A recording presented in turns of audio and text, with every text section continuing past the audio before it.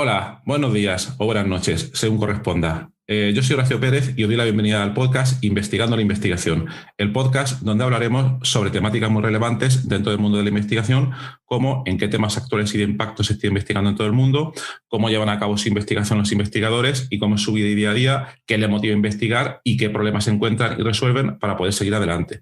Y además nos centraremos no solo en la investigación académica, sino también en la transferencia tecnológica y en cómo se realiza la investigación en las empresas.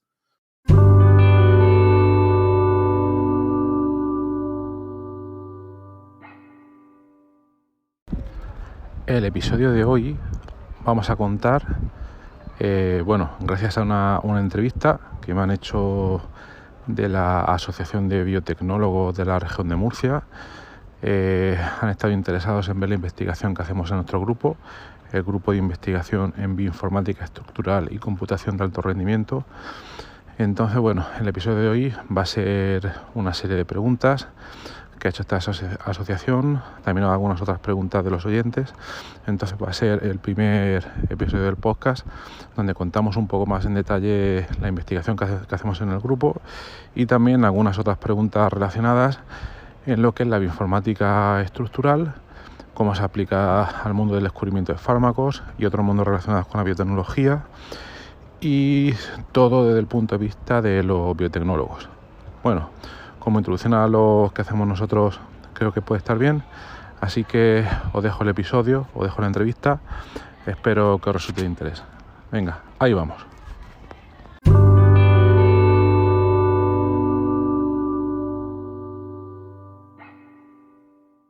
Bienvenidos a un café con Biotopis, organizado por la Asociación de Biotecnólogos de la región de Murcia. Mi nombre es John, soy estudiante de doctorado de la Universidad de Murcia y hoy tenemos con nosotros a Horacio, que es un profesor de Ingeniería Informática en la UCAN e investigador principal del grupo de Bioinformática Estructural y Computación de Alto Rendimiento. Sí, un poco largo el nombre, pero la verdad potente se nota. Bueno, Horacio, ¿quieres añadir algo más a tu presentación? No, está bien, gracias. Bueno, entonces, la dinámica es un poco, yo voy a ir haciendo unas preguntas y Horacio va a ir respondiéndonos según sus investigaciones y según su experiencia. Bueno, primero de todo, ¿cuáles de tus investigaciones han tenido importancia en tu trayectoria científica y en la sociedad murciana o española? Vale, primero, para poder explicar esa pregunta y otras que me imagino, os voy a presentar un poco, de manera muy breve, tanto mi trayectoria como lo que hacemos, ¿vale? Entonces, comentar, yo estudié Ciencias Químicas en la Universidad de Murcia y luego me especialicé en lo que es Química Física. Luego hice mi doctorado también en la Universidad de Murcia, en el Departamento de Química Física, y podemos decir que hice un doctorado en Química Computacional.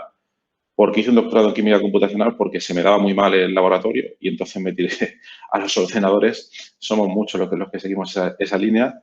Y durante mi doctorado, en lo que yo trabajé fue en el modelado de sistemas de macromoléculas biológicas para simular sus propiedades hidrodinámicas en disolución.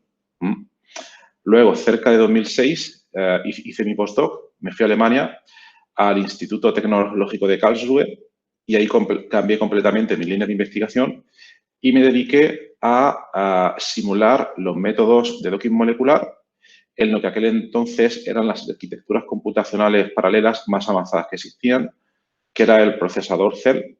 Ahora todo el mundo se habrá olvidado de eso, pero es uno de los procesadores principales que lleva la videoconsola PlayStation 3. Eso quizás ya dice un poco más. Hubo un boom en aquella época, pero ese boom cayó al poco porque se empezó a democratizar el uso de las GPUs, las tarjetas gráficas, las de videojuegos, para cálculo científico.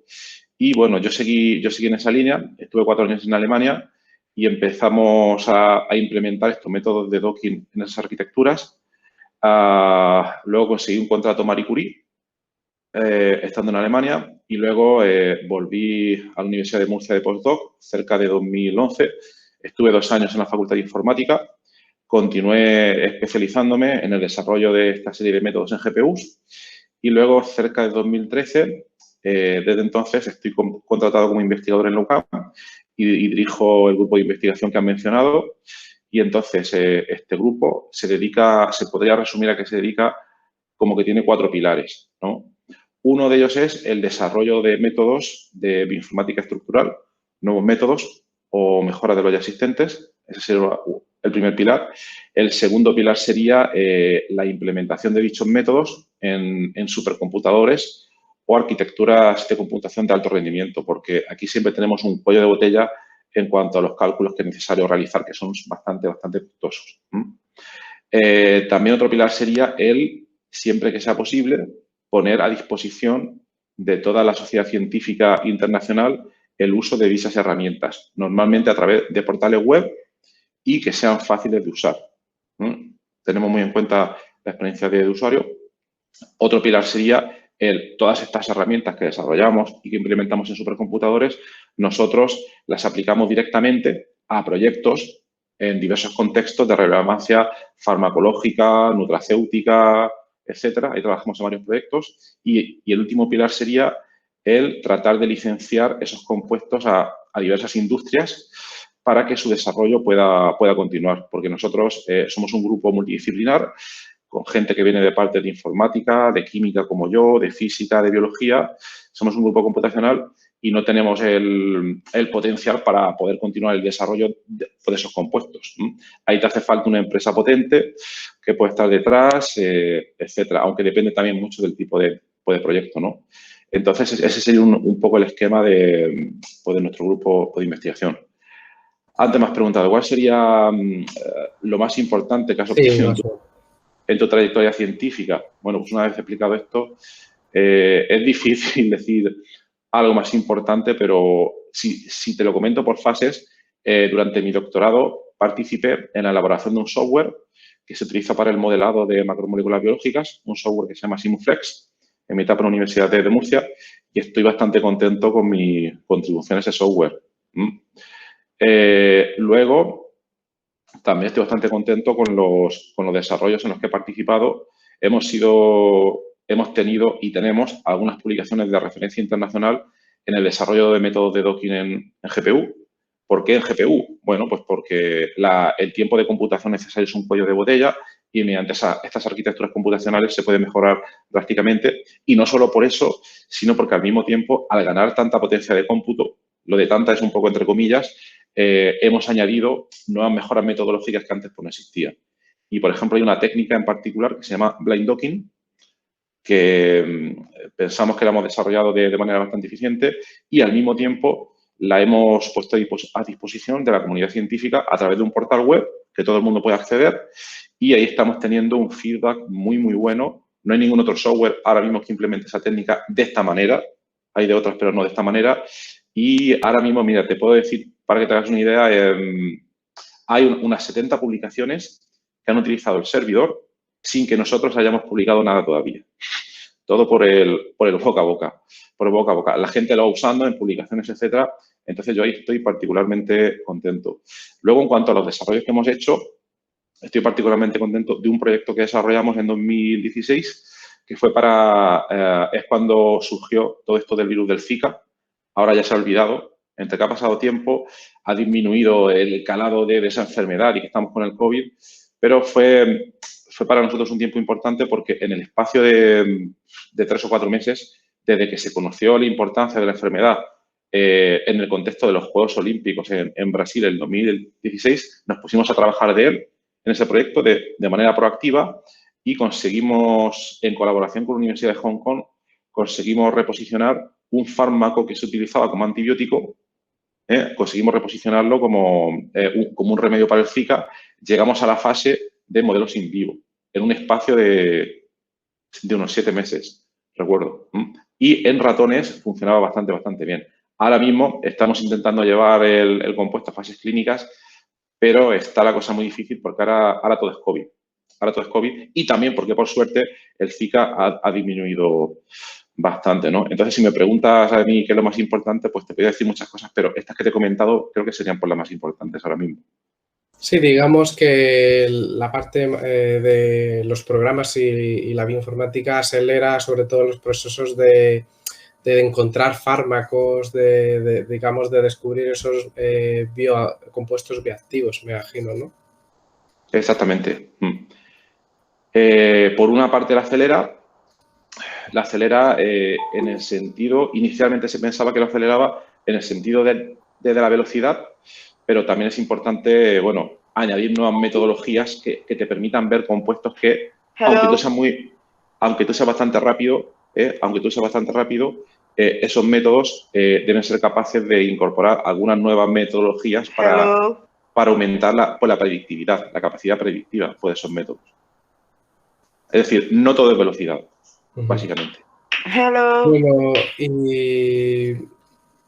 y ahora mismo, ¿en qué usted está investigando y su grupo? Digamos, su grupo y usted en qué está investigando en este momento o qué línea destacaría principalmente que está ahí machacándose ahora mismo. Bueno, pues como antes he presentado de manera bastante resumida el grupo, ya he comentado los pilares principales. Básicamente, a muy grandes rasgos estamos trabajando en eso. Y si me preguntas cosas más, si cuento cosas más específicas, ahora mismo estamos en 4 contextos de aplicación importantes. Uno de ellos es el cáncer. Estamos en el desarrollo de nuevos compuestos en el contexto del cáncer, tanto nuevos compuestos como compuestos reposicionados. Ahí en el contexto del cáncer, nuestro mayor éxito ahora mismo ha sido un compuesto que es un antidepresivo, la imipramina.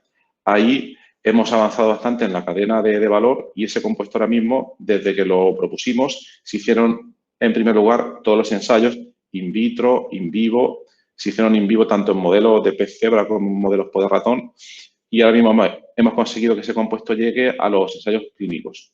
Se han comenzado los ensayos clínicos aquí en la región de Murcia, gracias a la financiación del Instituto Carlos III. Y si todo va bien, también se realizarán otros ensayos clínicos paralelos, tanto en Estados Unidos como en Australia.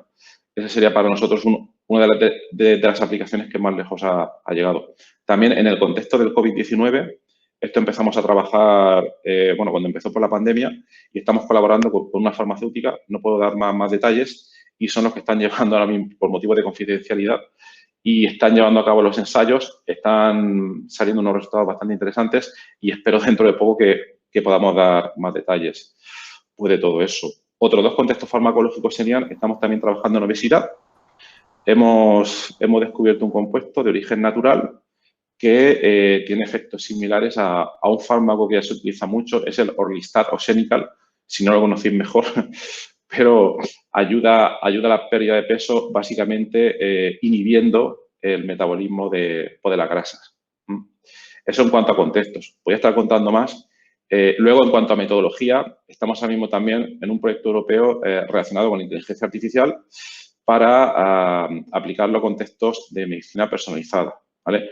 Algunas de las cosas que he comentado antes, se dice, vale, existe esta enfermedad, existen estas proteínas diana, vamos a descubrir ciertos compuestos bioactivos ante estas proteínas diana, pero suponemos que la enfermedad es igual para todo el mundo, cuando muchas veces pues no es así. Y el tratamiento debe ser personalizado.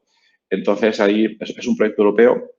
Luego puedo pasar el enlace y estamos aplicando nuevas técnicas de inteligencia artificial y ahí la novedad principal sería que, digamos que en el pasado se han utilizado técnicas como redes neuronales, deep learning, que ha sido bastante famoso.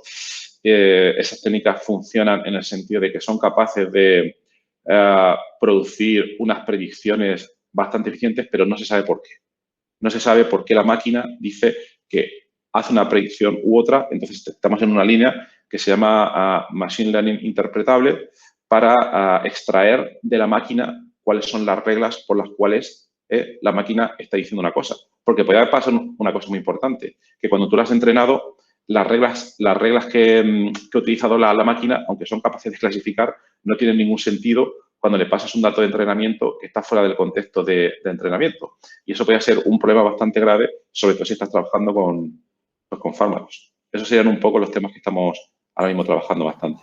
Bueno, hemos hablado de muchos tipos de compuestos que ahora mismo estáis investigando, pero a mí me gustaría saber cómo se descubren estos nuevos compuestos bioactivos que son de tanto interés comercial. Es decir, vuestro grupo, digamos, ¿cómo se hace esto? Desde vuestra perspectiva más bioinformática, evidentemente. Claro, claro. Bien, a la hora de descubrir compuestos bioactivos hay muchas aproximaciones, ¿eh? Nos podíamos ir a la medicina tradicional china, que nadie se sabe cómo, muy bien, ¿no? A veces era ensayo-error, a veces no lo sé, pero bueno, si nos vamos al método que nosotros utilizamos, es un método que en inglés se llama Virtual Screening, cribado virtual, y en lo que consiste es en simular o intentar reproducir en el ordenador el proceso mediante el cual determinadas moléculas pequeñas, posibles compuestos bioactivos, interaccionan con ciertas proteínas diana. Entonces, ¿cómo se desarrollan esta serie de proyectos? Pues puede ocurrir en dos direcciones. Una de las direcciones es, alguien llega a nosotros y nos dice, mira, tenemos este problema, tenemos este contexto, a trabajar con nosotros y proponernos un nuevo inhibidor, un nuevo compuesto bioactivo, lo que sea. Entonces, nosotros pues, lo evaluamos, vemos si hay cantidad suficiente de información para que nosotros podamos trabajar en él. ¿Qué quiere decir eso? Pues que, por ejemplo, al menos hay una proteína diana identificada en ese contexto y, por ejemplo, existe su estructura cristalográfica para nosotros poder trabajar de manera estructural, o que al menos se conocen varios compuestos bioactivos en ese contexto y nosotros a partir de ahí intentamos crear un modelo para obtener otros que mejoren esos compuestos previos, ¿no? Entonces, esa sería una posible vía. Otra posible vía es que a nosotros nos interesa trabajar en algún contexto, como el que he comentado del virus del Zika, y entonces buscamos toda la información posible que hay en ese momento y luego buscamos grupos experimentales, nacionales o internacionales, que sepamos que pueden acometer los experimentos. Esa parte no es fácil, pero esa sería una vía, es decir, o vienen a nosotros o nosotros vamos a ello. Pero aquí, en ambos casos, aplicaríamos estas técnicas de cribado virtual desde cero. Es decir, hacemos una predicción, son unos compuestos, estos son cálculos, estos compuestos hay que comprobarlos. Pero a veces también lo que sucede es que viene alguien y dice, bien, una compañía farmacéutica, otro grupo de investigación, existen unas instalaciones, infraestructuras, high throughput screening, cribado de alto rendimiento, en este caso experimental, han hecho una serie de ensayos, han obtenido una serie de compuestos, algunos hits, pero no saben por qué han salido esos compuestos. Entonces, nosotros cogemos esos datos e intentamos dar una razón de por qué han salido. Estos compuestos han salido porque necesitas un grupo sulfonilo aquí, un grupo aromático por allá, y si lo quieres optimizar tienes que añadir aquí una cadena lateral, un grupo amino, lo que sea. Entonces, esas serían un poco pues, las dos vías. Y ahí hemos trabajado tanto con empresas farmacéuticas como algunas de empresas alimentarias también, porque estas técnicas no solo se limitan a descubrir fármacos. Al simular interacciones proteína-ligando, estas se encuentran en muchos otros contextos, incluso contextos petroquímicos, agroquímicos, insecticidas, en muchos otros. Bueno, has comentado, digamos, la parte de proteína y compuestos que se unen a la proteína. Eso es lo que se denomina el docking molecular. Es verdad que vosotros tenéis, digamos, muchos trabajos relacionados con programas que también habéis hecho. Entonces, me gustaría saber, digamos, el docking molecular, cómo ayuda a las empresas a este mundo del descubrimiento de compuestos o a la evaluación de estos compuestos bioactivos. Pues bien, el docking molecular, bueno, antes he comentado que existe la técnica de cribado virtual, que es una generalidad donde lo que se pretende es, en un contexto determinado, ya sea farmacológico o nutracéutico o el tipo que sea, proporcionar o descubrir un compuesto bioactivo, ¿vale? Eso es el cribado virtual. Pero, importante, dentro del cribado virtual hay varias técnicas. Una de esas técnicas es el docking molecular. El docking molecular sería, dentro del cribado virtual, lo que comúnmente se llama técnicas de cribado virtual basadas en la estructura. Es decir, necesito tener información estructural sobre la proteína diana que me interesa, por el motivo que sea. Ya sea porque es una proteína maligna, si queremos decirlo así, o lo que sea. Y entonces, cuando yo tengo esa estructura, cuando esa estructura está disponible, esto lo podemos imaginar como la típica analogía cerradura-llave. Yo tengo esa proteína me la imagino como una cerradura, Entonces, mi objetivo ahí es ver, yo tengo una colección de llaves, millones de llaves, posibles compuestos que la puedan inactivar, ver de todas esas llaves cuál puede bloquear mejor esa cerradura. Entonces, eso le puede venir bien tanto a empresas. Yo no hago mucho la distinción entre empresas y grupos de investigación, porque el problema puede ser el mismo, solo que enfrentado desde diferentes ámbitos, principalmente con diferente presupuesto y diferentes instalaciones. Pero el problema a nivel molecular sigue siendo el mismo. Entonces, decir que es una técnica, no es la única y tiene también sus limitaciones. Tiene muchas limitaciones. Una de las principales es que se supone que la estructura de esa cerradura es una estructura rígida y muchas veces pues, no es así. Y otras veces también lo que sucede es que no está disponible la foto de ese candado, de esa cerradura. Y entonces tienes que crear una cosa que se llama modelo por homología, que tiene una serie de imprecisiones, etcétera, etcétera.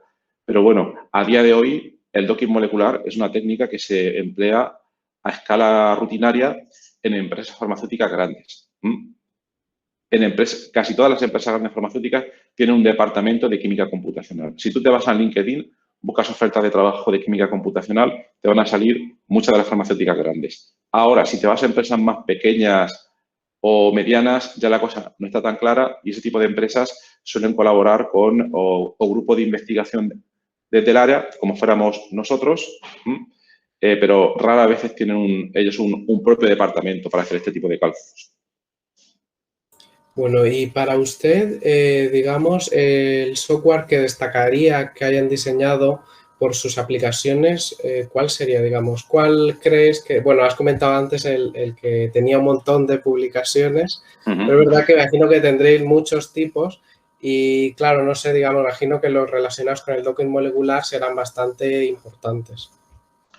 Sí, sí, efectivamente. Si me preguntas por destacar algún software, te destacaría ese, Blind Docking Server, porque no solo la idea que hay detrás, que es la idea de Blind Docking, sino que además, al estar disponible de manera abierta a través de Internet, para nosotros es un placer que otros investigadores de cualquier parte del mundo, sin ninguna propaganda de ningún tipo, vayan, lo utilicen, publiquen, algunas veces en revistas como Science Translational Medicine, que es una revista de muy alto impacto. Eso para nosotros, pues estamos bastante contentos con eso, pero ahí al final hablamos de la técnica del docking. Nosotros, por otra parte, hemos desarrollado otro software que de momento únicamente utilizamos de manera interna, donde utilizamos todas las técnicas, una gran cantidad de técnicas de cribado virtual, porque tenemos docking molecular, es una técnica basada en la estructura, la dinámica molecular también, ese sería el paquete cribado virtual basado en la estructura, pero luego tienes otro bloque que solo se basa en información sobre compuestos bioactivos y tenemos modelado farmacofórico, modelado electrostático, machine learning y nosotros el mayor potencial que hemos visto hasta ahora es cuando utilizamos en consenso todas estas técnicas. Aplicamos todas al mismo tiempo un problema y cuando de 7 técnicas, 6 te están apuntando un compuesto, eso suele funcionar bastante bien. Y eso es en contraste a lo que hacen muchas otras empresas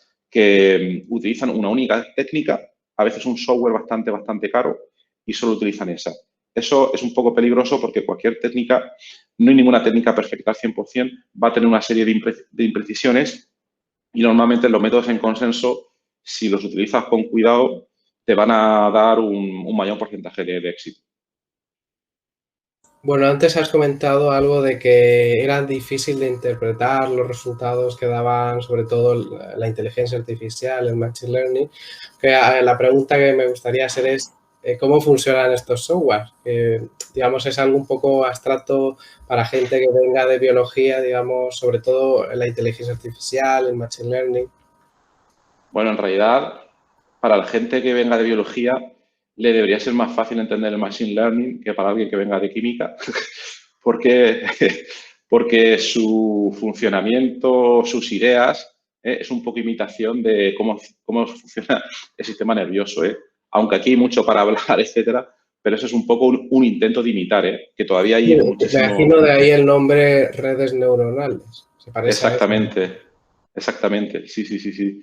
Pero bueno, eso está todavía, aunque estemos en 2021, ese intento de analogía se ha avanzado muchísimo, pero para mí lo verdaderamente importante es que todavía se puede avanzar muchísimo más, porque a pesar de todo el hype, de toda la moda de Machine Learning y todas estas cosas, todavía hay mucho que se debe mejorar y sobre todo es que hay un amplio margen de mejora. Eso sería para mí pues, lo más importante.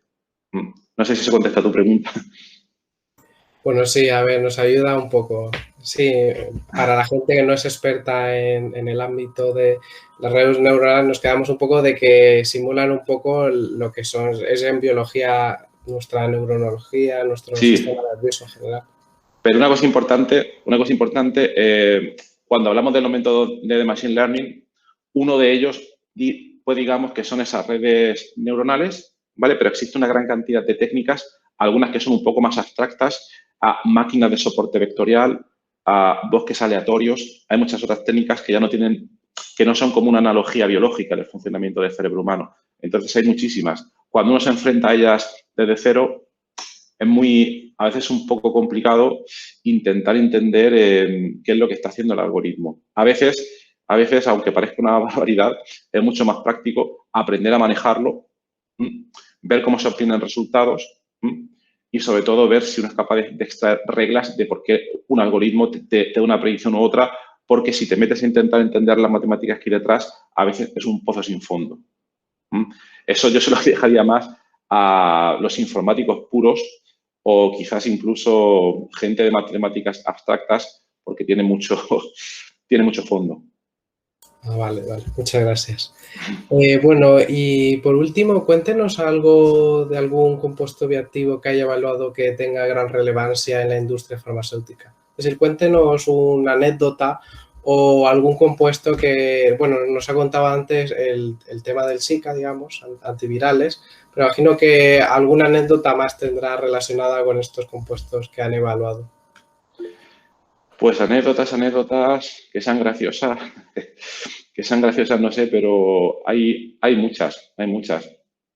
También hay que tener en cuenta que la realidad es que los métodos de cribado virtual, a pesar de lo que se diga, no quiero transmitir tampoco una sensación de éxito 100%, pero las técnicas de cribado virtual tienen un porcentaje de éxito o de acierto, si quieres, 80%, por decirte algún número tal.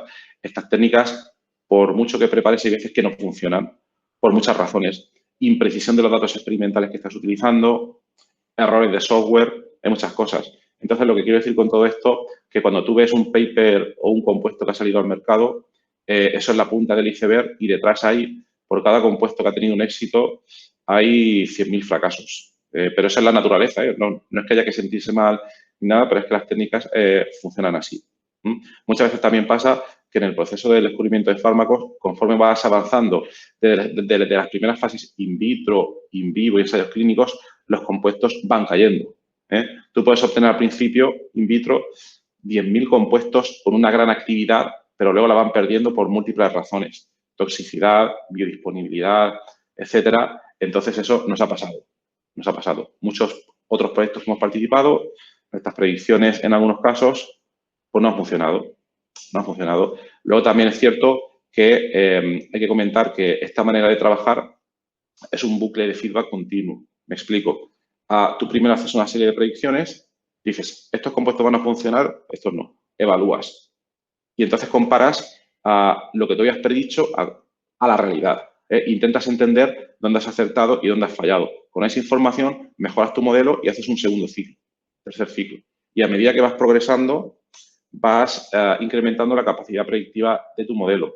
Pero el problema a veces es un problema de tipo financiero porque no muchas veces los colaboradores experimentales, las empresas y sobre todo los tiempos son capaces de dar este bucle de manera ágil. Es muy complicado, es muy costoso.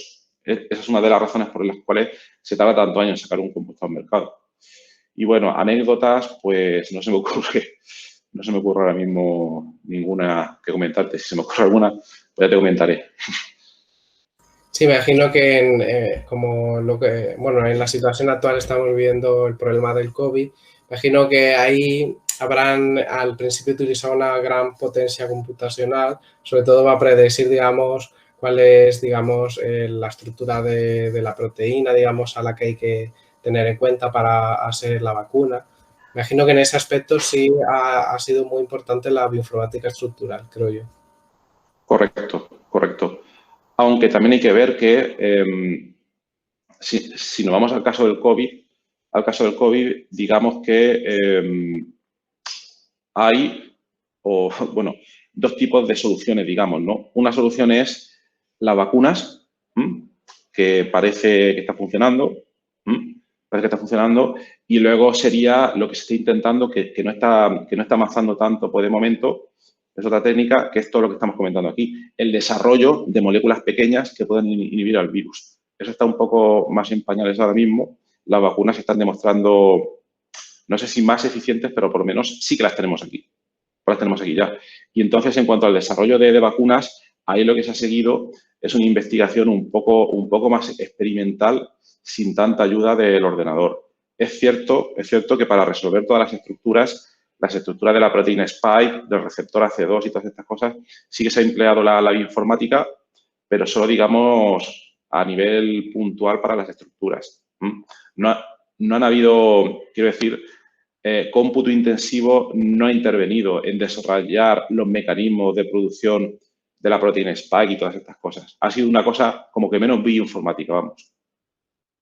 Vale, bueno, tenemos una pregunta de José María Espinosa Bernal que nos dice: yo utilizo en clase el PDB para impartir algunos contenidos. ¿Se puede utilizar Achilles Blind Docking Server de forma didáctica? Por supuesto, lo recomiendo. Cualquier duda me pueden preguntar, me pueden enviar un correo, lo que sea, pero el objetivo es ese, sí. Solo hay que tener en cuenta una cosa, hay muchas maneras en que se puede utilizar para manera didáctica, divulgativa. Un cálculo de blind docking es un cálculo bastante costoso porque se evalúa las interacciones de un ligando con todas las superficies de la proteína. Entonces, el cálculo es muy costoso.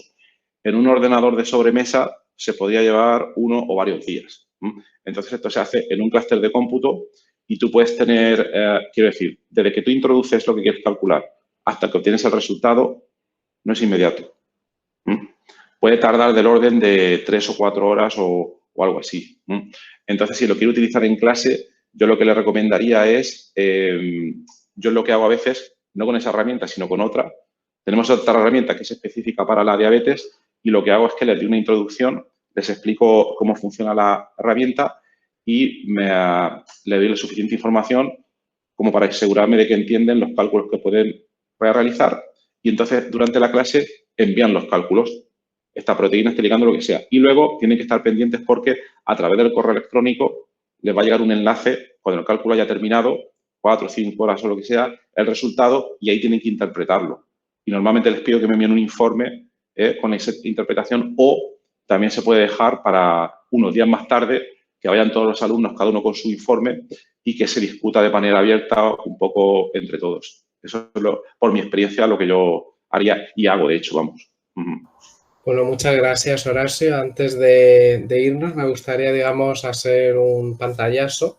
Así que, digamos, la gente que puede ponerse la cámara y ya, digamos, pues termina esta sesión. Entonces, bueno, voy a hacer el pantallazo y ya está. Bueno, pues muchas gracias, Horacio. Ha sido realmente muy, muy interesante porque básicamente mucha gente de aquí es de la Universidad de Murcia. No sabía, digamos, que tu grupo investigaba eso y estamos muy encantados de que estés con nosotros. Muchas gracias. Me alegro. Yo también. Gracias.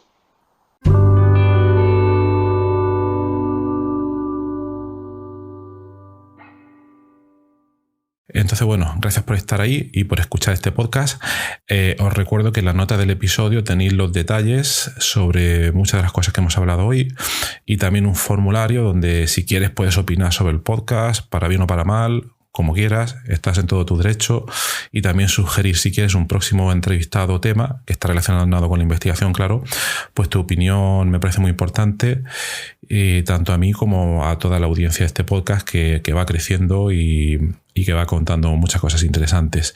También comenta que tenemos un grupo de Telegram, que está puesto en la nota del programa, donde te puedes unir si quieres para discutir de manera más directa, que no mediante el email, que a veces es un poco más frío, pero bueno, en ese grupo puedes comentar todas estas cosas. Y también comentar que si te interesa alguna de las técnicas de productividad que hemos mencionado hoy de manera muy breve en el podcast, en esta entrevista, bueno, me puedes contactar directamente y te puedo dar más detalles. Y por último, si te ha gustado, te agradecería muchísimo que lo recomendases a quien veas que le puede interesar y difundirlo por las redes sociales o donde sea. Y nada, y si estás en Apple Podcast, pues ponernos ahí 5 estrellas o 4 como quieras. Siempre viene bien. Muchas gracias. Hasta luego.